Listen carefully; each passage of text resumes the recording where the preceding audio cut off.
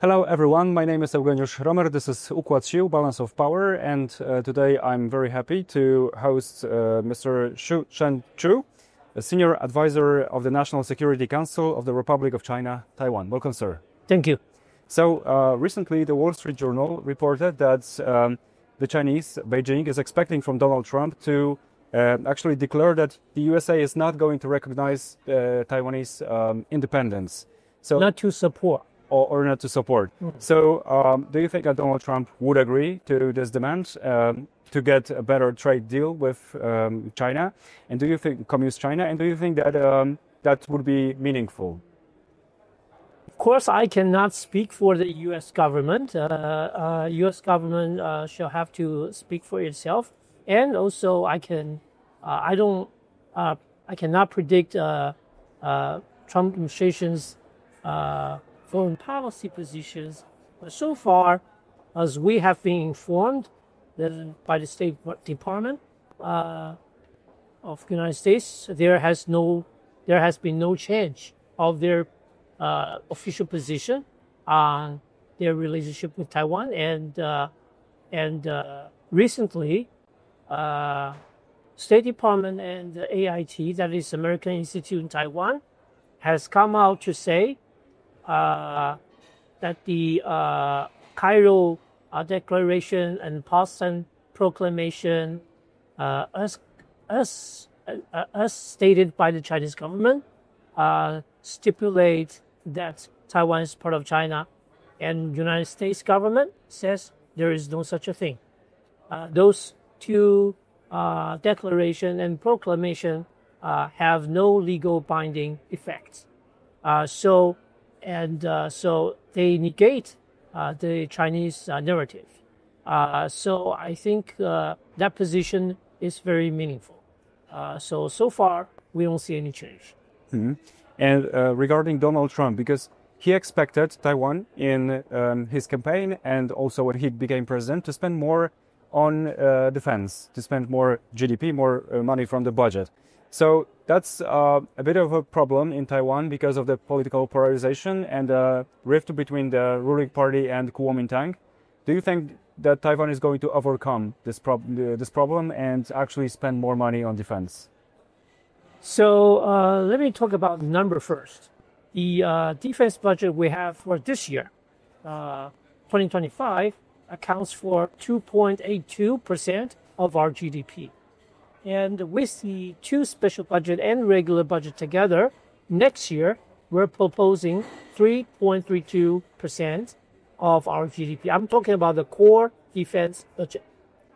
And in 2027, we expect to have our core defense budget rising to 3.9%.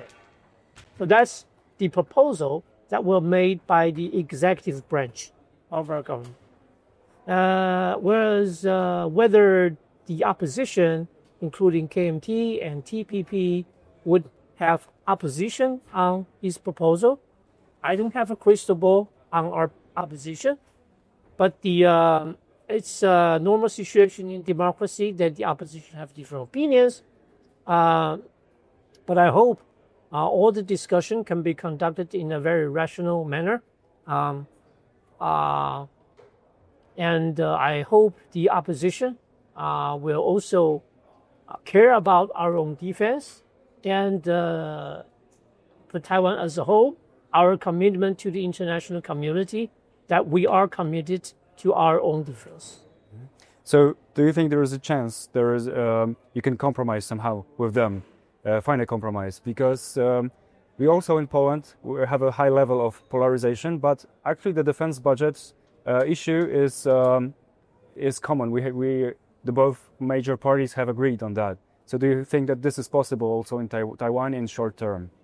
Definitely, what your country has been doing is a very good example for us to learn, and we will very seriously look into that. And I hope our Polish friends, when you visit Taiwan, share with us your experience. We shall learn from you. Thank you for the invitation. So my third question is about how to protect undersea cables and undersea infrastructure in general, because we have it in Poland as well. For example, the Baltic pipe, the gas pipe under the Baltic Sea.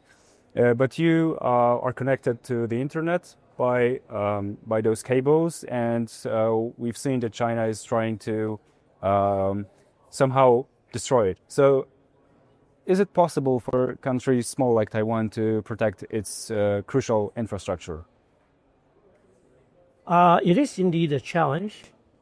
There have been 2 cases, at least this year.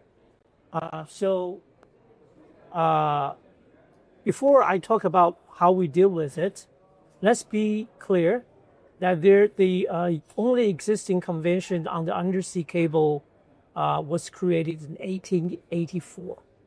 It was a 19th century product, and honestly speaking, it's a little bit out of date, first of all. Second, according to that convention and UNCLOS, right now, outside the 12 nautical mile sovereign water, countries in the world are not allowed to conduct law enforcement in the public sea, even though there are some suspicious vessel trying to sabotage the undersea cable. But this year, and also according to that convention, if you comprehend or investigate a boat, you have to get the consent from the flag nation. And then even you conduct law enforcement and collect some direct evidence, you cannot put that into your judicial system for trial. You have to send it back to the flag nation. What if a lot of these flag nations are African countries who have very lenient management of this flag registration? What do we do about that? Is there any new international regime that should deal with that issue? I think this is something for international community to consider. Plus, those ships we call flag of convenience. These ships are registered in African or South Pacific country who have very lenient management, but these ships are staffed by Chinese nationals. So these ships always turn off their AIS. Sometimes they even have 2 AIS identification. I think that's not right. And there's no international law regulating that either. So I think the international regime needs to be strengthened. But the 2 cases this year happened in Taiwan, cutting our undersea cable, is that the first case we were not able to apprehend because the sea was too bumpy during the winter season. And eventually they say they have some cargo to ship to Busan, Korea. And eventually we let that ship go. Once that ship left our sea, our territory water, they turned off the AIS. That ship never arrived at Busan. It has been being deceptive. Whereas the second vessel, we were able to apprehend and bring it back to our port to conduct investigation. Both of these ships are staffed by Chinese nationals. In the second ship, the captain has been put in jail for 3 years. That's also Chinese. So we shall be very strict in conducting our law enforcement. We hope by doing that we can deter them from doing it. But in some cases, you cannot just send your Navy vessels, for example, as you said, because you don't have jurisdiction over. No. We don't send Navy vessels. We send Coast Guard. Coast Guard. Coast Guard. Yeah. But we have law enforcement with our 12 nautical miles. But between 12 and 24, if we have enough evidence, we shall also enforce our law. And do you think that the solutions that you provide are enough? Or is there a serious threat in case of a conflict, for example, for this infrastructure? If it's in conflict, then it's totally another matter.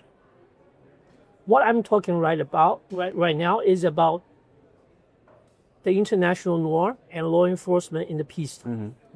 And they're doing this as part of their gray zone harassment. Gray zone is under the line of conflict. Yeah, as you said, the ships are registered in other countries. Yes. Yeah. But no matter what country they're registered, as long as they're suspicious and we have evidence, we will contact law enforcement. So let's go into Chinese behavior, because they've been conducting for recent months very serious trainings around Taiwan, naval trainings, also air forces trainings.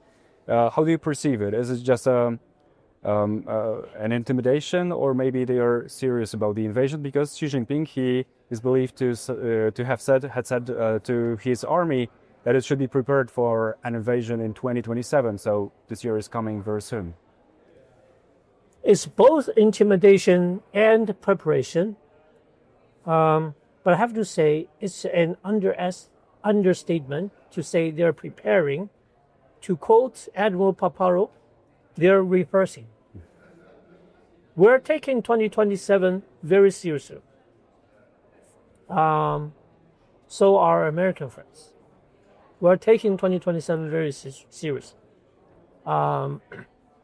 We think they are not only making necessary preparations, the PLA is carrying out the command by President Xi that they got to be ready by 2027.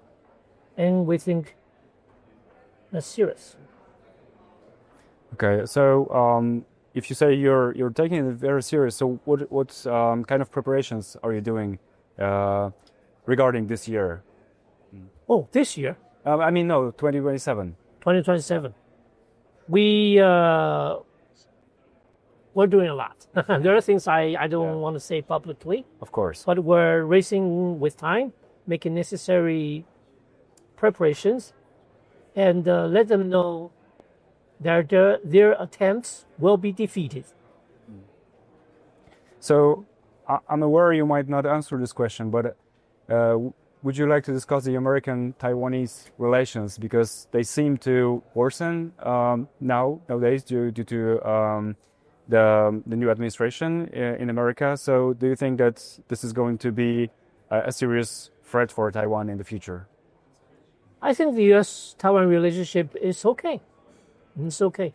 Recently, we had another round of security dialogue. It went well. I think U.S., especially judging from what Indo-PACOM has been doing in the region, they are increasing their deployment and also intensifying the exercises they conduct with allies and partners in the region. So they're sending pretty strong signals, not only to the adversaries, but also giving confidence to the allies and partners. I know, sir, we are running out of time. I would like to ask more questions, but I know you are in a hurry. So thank you very much for this insightful interview. Thank you. Thank you very much. Thank you. And many thanks to our viewers. Bye-bye.